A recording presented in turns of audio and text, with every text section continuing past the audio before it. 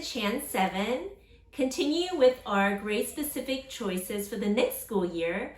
Today I'll be sharing with you our rising third graders choices. Plus, I'll be doing our very first giveaway ever, so please stay tuned.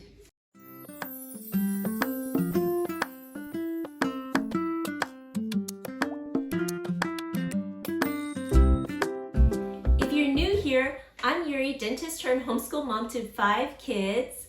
We just finished our 8th year of homeschooling, and next school year we'll be having a rising 7th grader, 5th grader, 3rd grader, a kindergartner, and a preschooler. And just recently we had passed 600 subscribers, and we are so thankful. We had no idea where this YouTube journey would take us, but it's been crazy, fun, and actually very rewarding. And as a token of our gratitude, we'd like to do our very first giveaway.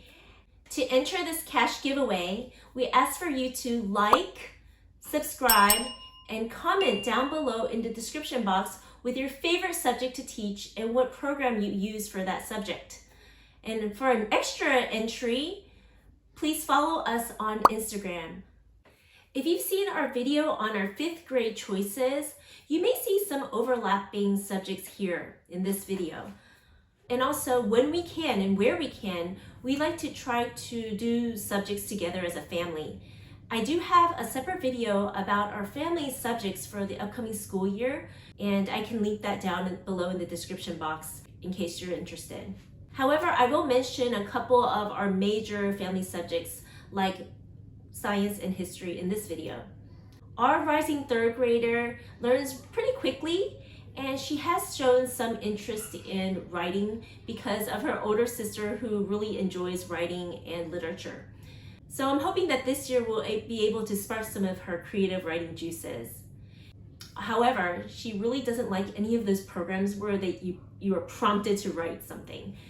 We don't expect any of our kids to be able to write, especially no earlier than 4th grade.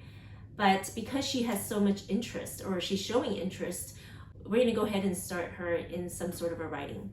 So for writing, we're going to have her try IEW's Bible Heroes. IEW doesn't use a prompting approach, but rather it's more like a formula where you create a keyword outline and then write the story or the paper or essay based on that keyword outline in your own words. And Bible Heroes does a good job with that, but in a very gentle way. Her 5th grade brother will be watching the structural videos for level A, so I may have her sit along with him and watch those videos so that she can get used to the process of IEW, since it does take some time to get used to. Along with the theme-based Bible Heroes IEW program, we're also going to have her use Fix-It Grammar from IEW, and this will be the book 1, The Nose Tree. This one's a pretty quick one, so I just wanted to incorporate it and see how it works for her. The lessons are really short, and basically all they have to do is edit 1 sentence a day and pick out the parts of speech, and by the end of the program, they'll have written an entire story. Our rising 7th grader didn't really enjoy Fix-It Grammar, but I think our rising 3rd grader may actually enjoy it. We'll see how that goes. We'll also probably use Night Zookeeper, which I had subscribed to about a year ago in order to help our 5th grade son want to write more, since he hates anything to do with writing. Night Zookeeper can actually be used as a full-on language arts program and writing tool, but we are going to use it just as a supplement. It utilizes a bunch of fun games in order to teach kids vocabulary, synonyms and antonyms, and spelling, and of course writing. And it seems to do a good job with making learning fun and making writing fun too, in a way that the kids don't even realize that they're actually writing a story. The kids will be guided to create characters and to write a story by being asked a bunch of questions in order to develop the character setting and plot. And the program will actually give them feedback in order to improve on their writing skills. So hopefully Night Zookeeper will be a fun add-on to our homeschool day. For our main language arts materials, we're going to go with CLE's language arts, which I would have to say is our first love when we had really started to get into homeschooling. And our daughter is actually really excited to get back into CLE after having gone through the Good and the Beautiful for the past 2 years. And she has tried the learning to read in the past with CLE, and she really enjoyed it. So CLE comes with 10 of these workbooks, which they call light units. So they're broken up into bite-sized chunks. And once a child finishes one light unit and is ready to move on to the next one, it's kind of exciting and it's like an accomplishment. Each light unit is very thorough and does a great job at teaching the elements of grammar. And it also includes sentence diagramming if you're into that. And each light unit also comes with 2 quizzes and a test. And we don't normally grade in our home, but it has been a nice option in our home for our kids to get used to what it's like to be graded. And it's a great way to gauge where your student is at. CLE includes spelling and penmanship as well, so you don't need a separate program for those. For reading, we're going to go with CLE also. And our daughter did not like the readers from The Good and the Beautiful because she felt like the stories were kind of boring and they didn't have much of a plot. But the stories in the CLE readers are really engaging and leave lasting impressions and have good lessons. And if you've been following along at all, you know that I really like CLE. Like the language arts, the reading comes with these workbooks that are called light units, and they're nice because they break up the program in these bite-sized chunks.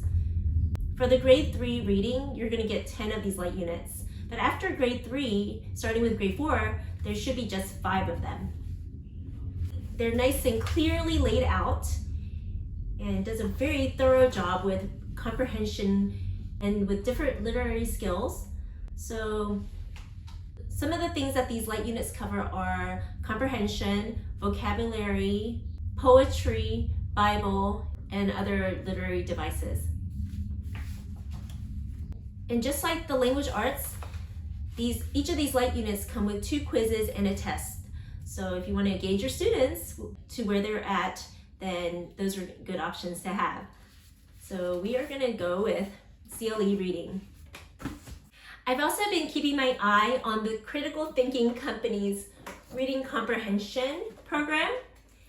And I mainly got this to try it out because the way that it's structured is you read a passage and then you answer a bunch of questions, a bunch of multiple choice questions. So it kind of follows more of a standardized test model. So I wanted to try it out. And usually our 12-year-old, our oldest, is the guinea pig. But this time our middle child gets a chance to be the guinea pig. So I got the beginning level, which looks like it's for 3rd and 4th grade. We'll be getting a fair amount of vocabulary through CLE's reading program, but I wanted to try the Critical Thinking Company, also just like the Reading Detective. It's also from Critical Thinking Company. I wanted to try word roots. And our rising 3rd grader will be doing this beginner program with our rising 5th grade son. While CLE covers vocabulary words from the reader, word roots takes words from the original Greek and Latin and sees how words change in their meaning by adding on different suffixes and prefixes. I like that we'll be learning why a family of words mean what they do and how they connect. So I'm pretty excited to try word roots. Along with that, I couldn't pass it up because I heard so many great reviews about word ladders. So I got this word ladders for grade 2 to 3 for our daughter. And basically you take the word at the very bottom of the ladder, and depending on the clue, you are able to take away letters or add on letters or change whatever and then learn another word. So it just kind of helps the kids to think more critically and also to maybe even learn some more and new vocabulary words. For copywork, I feel that anything can really work, but in order to solidify some of those history memory sentences from classical conversations, I'm going to have our daughter copy the history sentences from classical conversations. And also, I want to try to have our daughter start typing and learning to type. So I'm going to have her use the Good and the Beautiful's typing 1. Like all the Good and the Beautiful materials, it's beautifully laid out, and once in a while there'll be an art interspersed, and there may even be some fun activities that the kids can do throughout. So sometimes the program will have little activities like this where the student can choose which tree that they like better, and they can choose to type that particular set of words based on the tree that they choose. And there's some stickers in the front that they can add to this typing book when they finish a lesson. It's a fun way to approach typing. Our rising 5th grade son didn't really get very far in this program, but we're going to pick it back up with our 3rd grader. So we'll give that a go.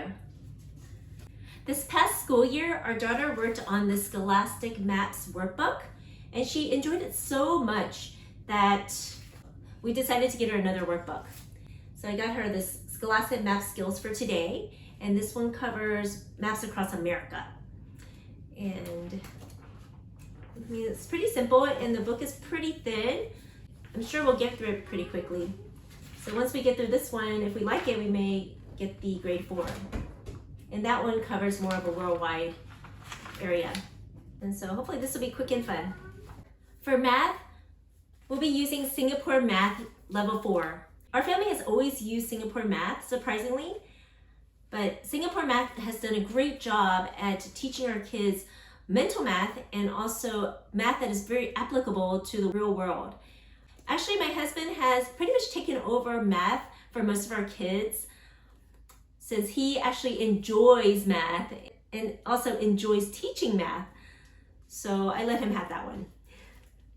For some reason, we bought this Singapore Math book. It's not the same kind as the primary mathematics Singapore Math books that we usually buy, but my husband feels like it does a pretty good job anyway, and it pretty much does the same thing. So we're going to continue with the Singapore Math program.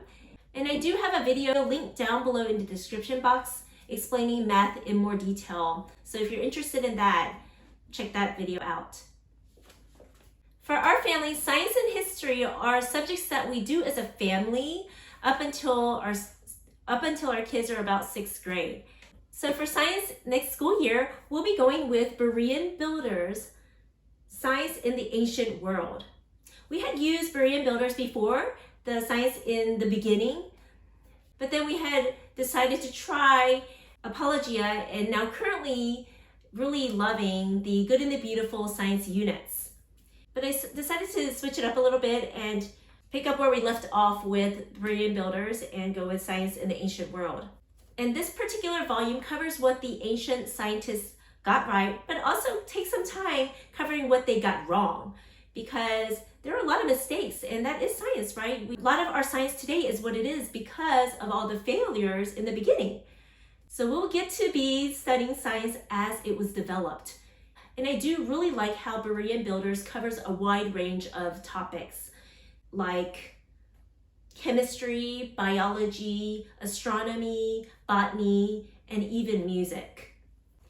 And during the ancient world, most of the scientists were devout Christians who wanted to study science in order to learn more about God. So I think it's going to be really fun to study science as it has been developing and changing over time. And last but not least, for history, we're going to go with Knot Grasses from Adam to Us. Surprisingly, history has become my favorite subject to teach, And it's surprising because growing up, I did not like history. I thought it was boring and I didn't really understand it, and I didn't understand the context of it. But now that I'm older, I really, really love history and I can so appreciate it. And I think it's because of homeschooling. The stories and the lessons from all the history that we've covered over the years in homeschooling has really brought history to life for me. And it's just so fun and fascinating. This past school year, we were going through medieval history with Mr. of History, but I thought we'd switch it up a little bit and try Not Grasses from Adam to Us. And I have a video that I'll link below in the description box explaining why we're making the switch over for this coming school year. So those are our choices for our rising 3rd grade daughter. She's had a great year of growth in many areas, including growth in her character. And if you've used any of these resources I've mentioned in the video, please share your experiences in the comments. Or if you have any great suggestions, please share as well. I'd love to hear them. And if you have any questions or suggestions, drop a comment down below as well. Don't forget to enter the cash giveaway, making sure to like, comment, and subscribe to the channel if you haven't done so already. And follow us on Instagram for an extra entry. And like always, thank you so much for watching, and thank you so much for all the support. And we hope you have a great day and hope to see you soon. Hi, today we're going to be doing a YouTube video. Is it on? Yes, it is on. What? Okay, do you want to say hi? You want to tell them we recently passed 600 subscribers and we're so thankful. And okay, you want milk. Let's go get you milk. Okay, let's get milk. We're back. We had no idea where this YouTube journey would take us, but it's actually been fun and crazy, but also very rewarding. Yes? You want to be in here. You don't want to be in here? That's fine. Okay, I'll let you go, okay? Don't forget to enter